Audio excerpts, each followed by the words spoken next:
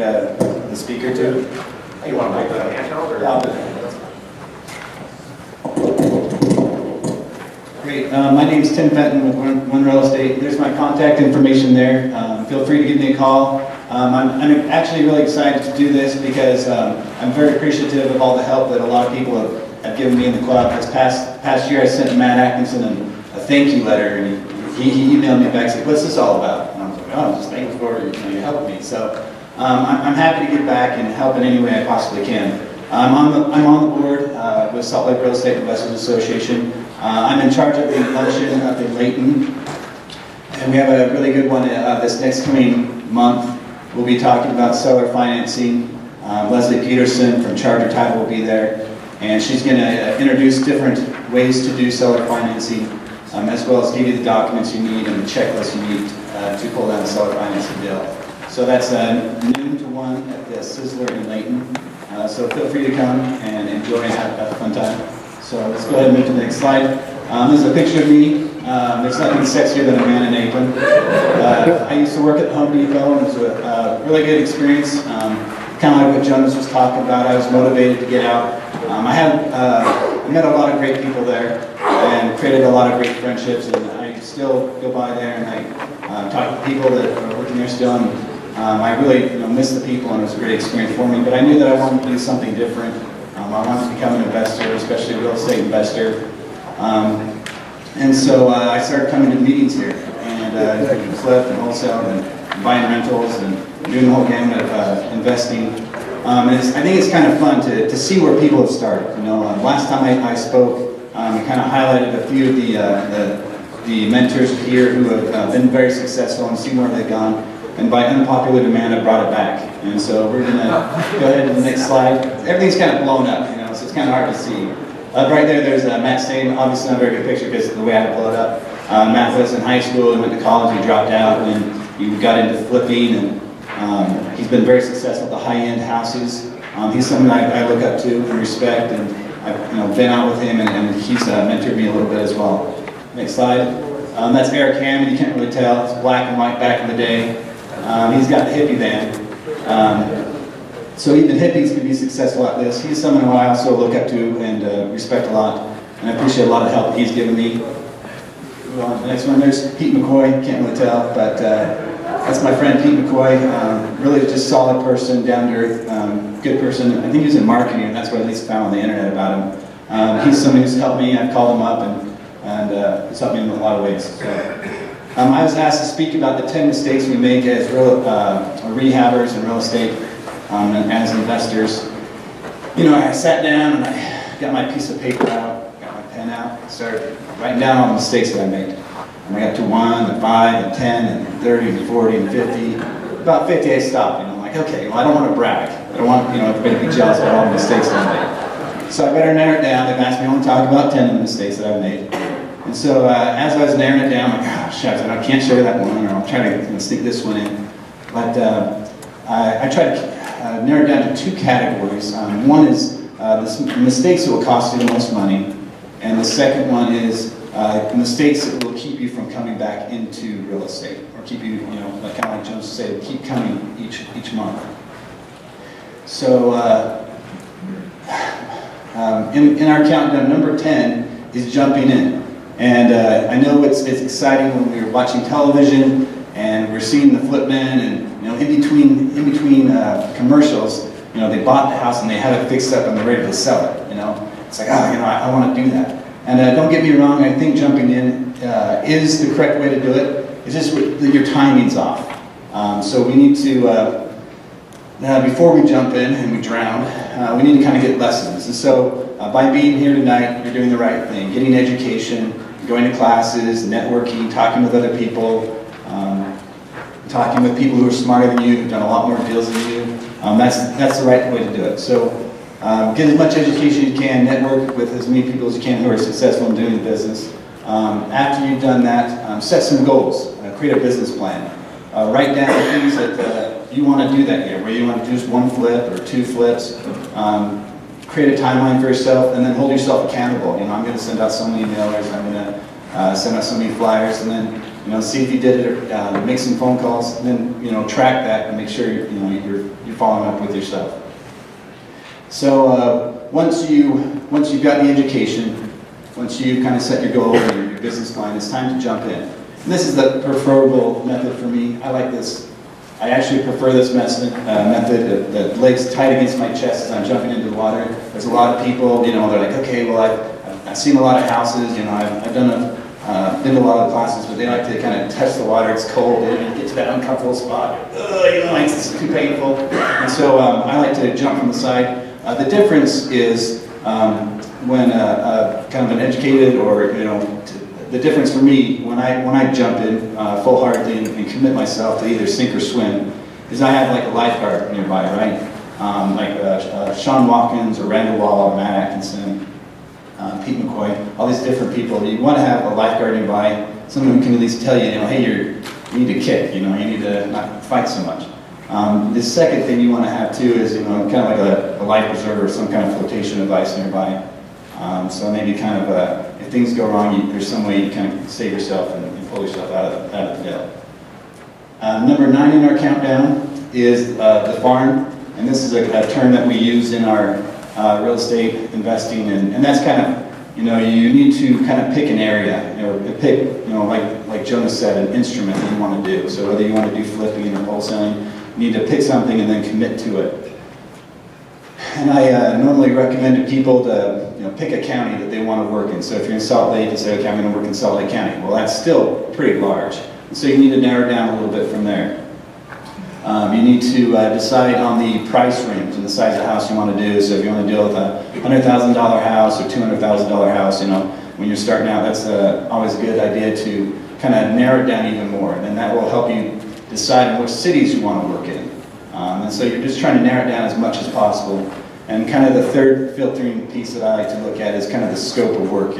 Every rehabber likes to do the carpet and paint rehab, the quick ones, and that's something I would recommend, especially when you're starting.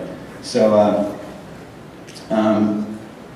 so once you kind of are in your farm area, you want to go around and look at the different houses, look what the rehabs look like, and then kind of look at the curve and see how fast things are selling. Just be really comfortable, so when a deal comes by, you can identify that it's a deal and you're going to make money and move on quickly.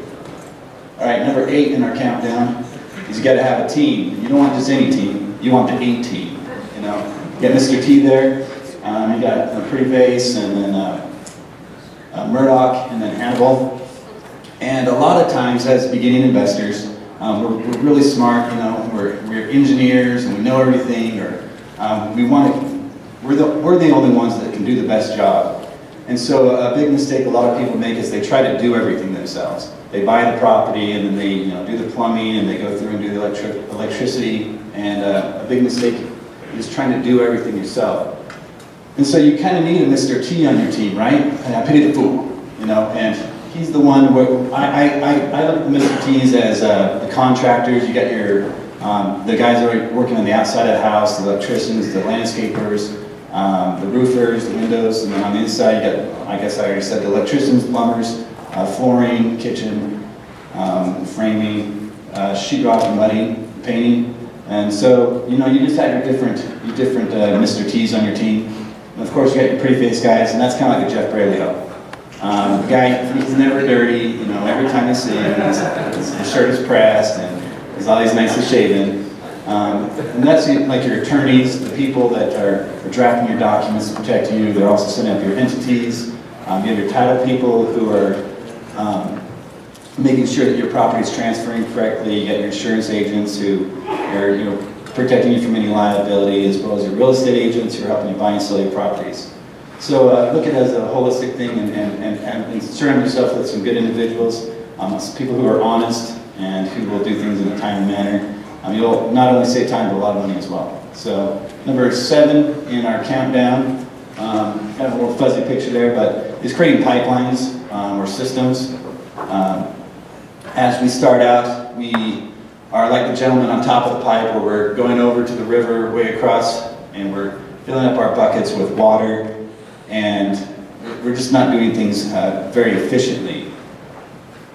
It does take time, and you should expect to make a lot of mistakes in this area, just inefficiencies. And so plan on walking across and carrying the buckets, but over time, invest a little bit of time and money. What I like to do is work in my business during the day as well as work on my business, try to make it more efficient. I know a lot of people have given me a hard time that I had a flip phone for a long time. They're like, oh, you need to get a smartphone, you need to get a smartphone. But you know, my one argument to that is Warren Buffett still has a phone. I think he's doing okay. But so use technology. That's a great way to create that pipeline. You can work from your house and do most everything here. You know, pay your bills, create your spreadsheets, your calendars.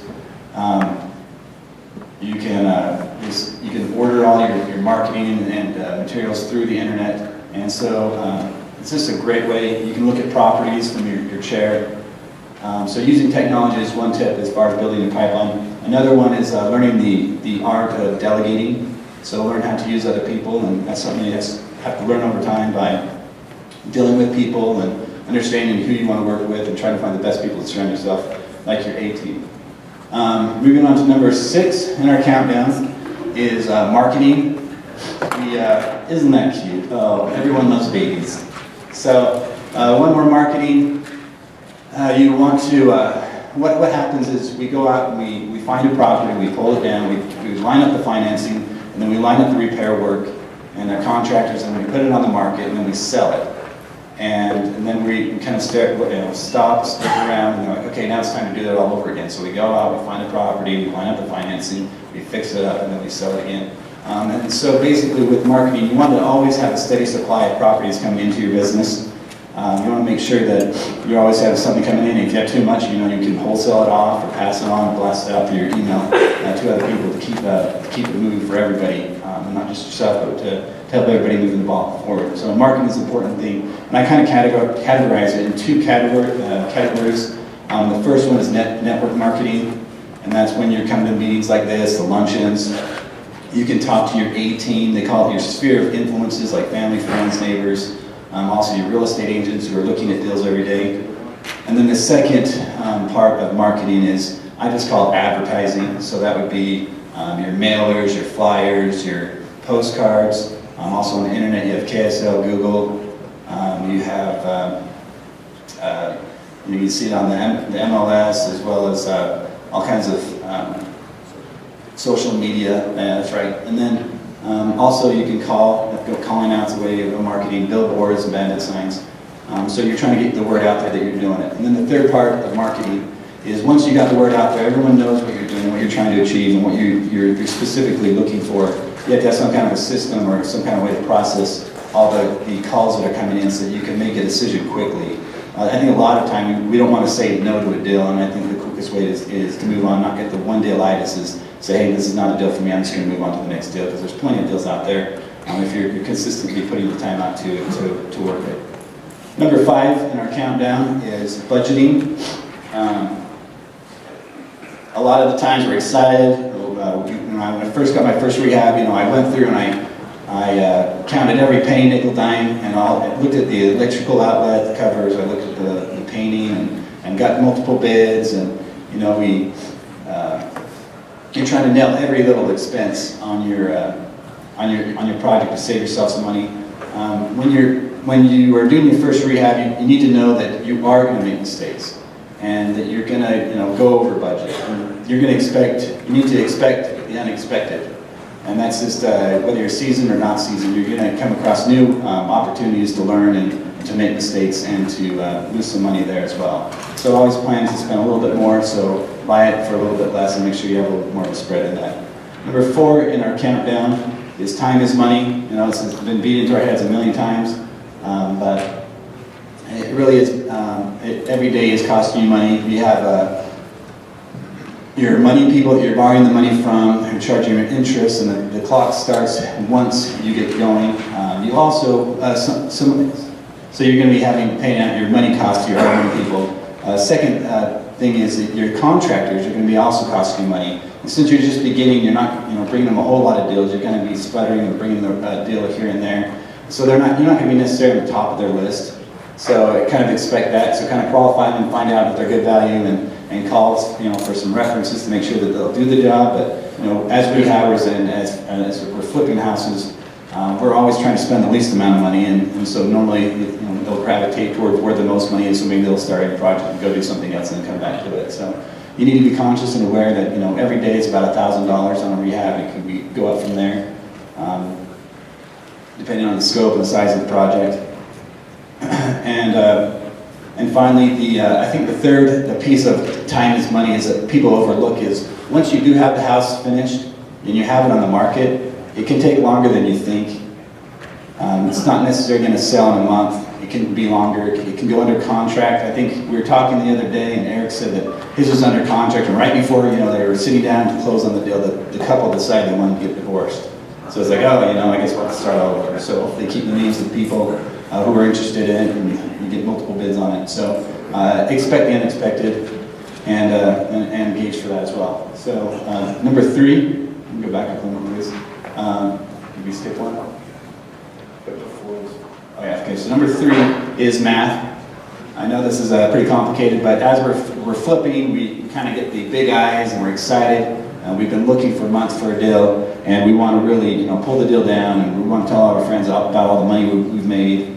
And so looking at the numbers from the correct lenses, I think it's good to talk to your agent who's helping you buy and sell the property, and ask them what they think it is. Ask the guy who's wholesaling it to you what he thinks it's worth. But ultimately, you need to get a third-party opinion.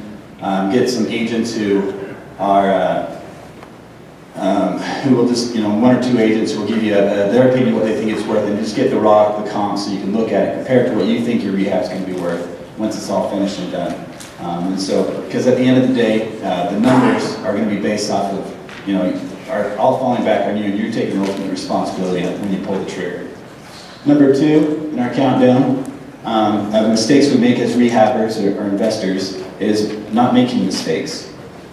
They say that a life spent avoiding mistakes is a life of inaction. So a lot of times we're like, I don't want to make a mistake, but you need to be aware and know that you are going to make mistakes, and it's okay. It's good to go out and pay for your education, go to the seminars, go to the classes, and I kind of call that the in-class education, and then there's also in-the-field education. When you're doing your rehab or you're doing your project, you're going to make mistakes. And I just, the way I guess it's kind of skewed or something. It's like, I just paid for my education. Let's pay a little bit extra for my education, and then you kind of track it every year. Like, wow, look at how much I'm spending on my education. But I look at the holistic picture. You spend, you're only making this much at your job. But if you pay the same amount for your education, plus you're making so much more, as long as I'm acquiring more properties, I'm flipping more properties, and my income's going up, and who cares if you have to spend more on your education? Because either way, you will pay for your education. We go to school, and we get a piece of paper and a cap, and at the end of the day, we have to go out and get a job to pay it all back. Real estate's a little bit, it's similar, but a little bit different. We go out there, we pay for our education, and we get to make a lot of money doing it. And so it's just a funner way to learn and grow and not be so paranoid about it, because no matter what, if you don't do anything, you're also paying for your education, because you're missing all of those opportunities that you would have had if you would have at least tried and made some mistakes. And then number 1 in mistakes we make as real estate investors and rehabbers is not coming to Salt Lake Real Estate Investors Association. I know it sounds kind of corny, and it is kind of a plug for the club. When I first got started, I went around to all the different clubs, I read all the books, I went to a Robert Allen class, and they talked, and they had this presentation. That was the first time I met Yoshi. And I don't know if you remember that, but that was kind of fun. I saw him, and he's like, I've done some deals, and I remember running over to him, like, really? Wow, this guy's an investor, how cool is that? And it was pretty exciting. And after I signed up, I paid $8,000 for a phone mentor over the coach for a few weeks, and you could say it was overpriced. He told me a lot of good information. The one thing that paid for the whole $8,000 was that he said, go to your local real estate investors club. And I've been coming, for 5-6 years since. And so by coming here, they say that your net work is your net worth. And the people I was hanging out with, Home Depot, were making, X number of dollars. And then when I came here, I could see that, not everybody's in shirt and ties like a lot of the other clubs. Everyone's like, I'm just doing deals, and I really like that. That connected for me. And so it was cool to hang out with, Sean and Randall and all these different people who have a higher net worth. And as you keep continually coming, the consistency, that you will, move into that position, you'll increase your net worth, and you'll buy properties, and you'll flip. I remember when I was at the Home Depot, I was working from Monday to Friday from 3 to midnight. And so I would go in, I'd work for a couple hours, and then I used up all my vacation time and whatever sick leave I could, so I could schedule off the time so I could come to the meeting. And then I would, come here, I'd be working all day, and then I'd come here, and then I'd fall asleep, and then I'd wake up, and I'd network, and then I'd go back to work. And then, it was kind of a sacrifice, and I think I had all the excuses in the whole world, right? To not come. I was busy. I didn't have any money. I didn't really understand real estate. It was inconvenient. I had to go to work, right? Work was in the way because I had a job. I needed to get a job. But I needed to sacrifice, put in the time, and I was able to do it, and now I'm doing it full time.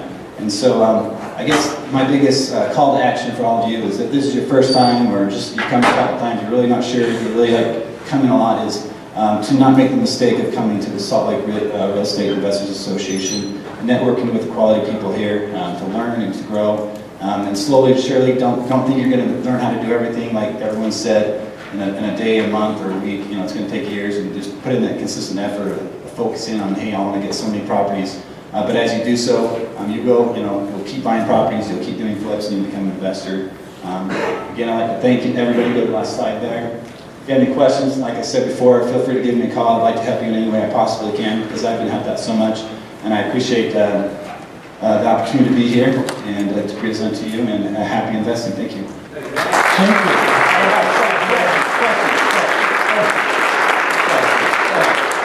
Thanks, John.